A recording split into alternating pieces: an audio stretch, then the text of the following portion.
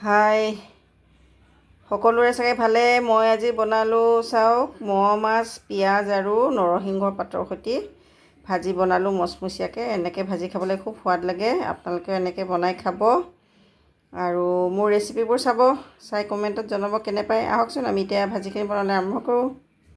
এইফালে মই লৈছোঁ পিঁয়াজ ডাঙৰ চাইজৰ দুটা দীঘলীয়াকৈ কাটি লৈছোঁ, কেঁচা জলকীয়া আৰু নৰসিংহৰ পাত অকণ কাটি ল'লোঁ। নৰসিংহৰ পাত আৰু কেঁচা জলকীয়া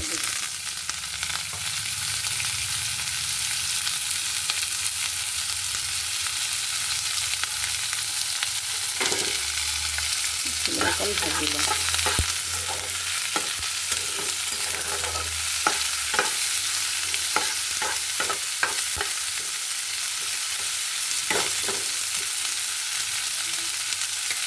এইখিনি অকণ ভাজি লওঁ। অকণ ভজা হৈ গ'ল। ইয়াতে আমি দি দিম এতিয়া হালধি গুড়ি,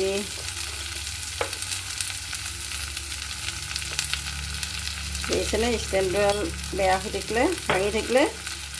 গতিকে এতিয়া এখন হাতেৰে ধৰি আছোঁ, লৰচৰ হৈ আছে, কঁপি আছে। লগতে দিম আমি সোৱাদ অনুযায়ী নিমখ, কাৰণ মাছ কম আছে। এতিয়া লৰাই দিম।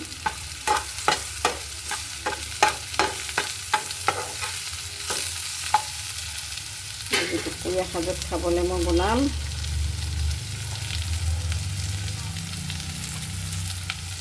এতিয়া এইফালে লৈছোঁ মৌ মাছখিনি দি দিম।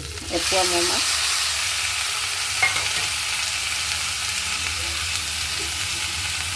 লৰাই দিম ধুনীয়াকৈ। মোৱা মাছ পিঁয়াজে ভাজি খাব আৰু টপলিয়াই দেই, বৰ সোৱাদ হয়। মোৱা মাছ পিঁয়াজেৰে ভাজিলে খুব সোৱাদ হয়। এতিয়া এইখিনি মই অকণমান ভাজি ল'ম। 2 মিনিটমান সময় মই ঢাকনিখন দি দিম। কিহলে জানেনে? ঢাকনিখন দিলে পিঁয়াজখিনি সোনকালে গলি যায় আৰু যি পানী থাকে সেইখিনি ওলাই যায়। গতিকে 2 মিনিট ঢাকনি লগাই দিওঁ। এয়া মই ঢাকনিখন আঁতৰাই দিওঁ চাওক, আৰু এতিয়া লৰাই দিম। পিঁয়াজখিনি আমাৰ ধুনীয়াকৈ গলি দেখিছেনে? অকণমান সময় ঢাকনিখন লগাই দিলে আমাৰ পিঁয়াজখিনি সোনকালে গলি যায় আৰু যিখিনি পানী ওলায় সেইখিনি শুকাই যায়। এতিয়া মই ঢাকনি নিদিয়াকৈ অলপ সময় ভাজি ল'ম। এইখিনি নৰসিংহৰ পাত দিছোঁ, গতিকে খুবেই সোৱাদ লাগিব খাবলৈ। মই মাছখিনিও ভাজি ল'লোঁ, মোৱা মাছখিনি। এয়া আমাৰ মোৱা মাছ পিঁয়াজ আৰু নৰসিংহ পাতেৰে ভাজি ৰেডি হৈ গ'ল। ভাজি ল'লোঁ। এতিয়া আমি খাবলৈ ভাত সাজৰ লগত লওঁ। আপোনালোকে এনেকৈ ভাজি খাব দেই। মই বনালোঁ, আপোনালোকৰ লগত শ্বেয়াৰ কৰি দিলোঁ। আজি এয়াকে খাম।